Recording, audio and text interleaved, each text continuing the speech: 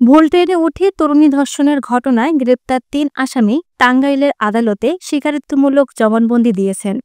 রাত ৯টার দিকে জবানবন্দি গ্রহণ শেষে বিচারক মিনহাজউদ্দিন ফরাজি ও রুমেলিয়া সিরাজাম তাদের কারাগারে পাঠানোর আদেশ দেন।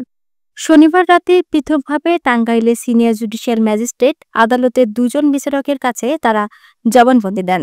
এর আগে ওই নারীকে ট্রেন থেকে নামিয়ে পাশের বাগানে নিয়ে দলবদ্ধ ধর্ষণের অভিযোগ উঠেছে।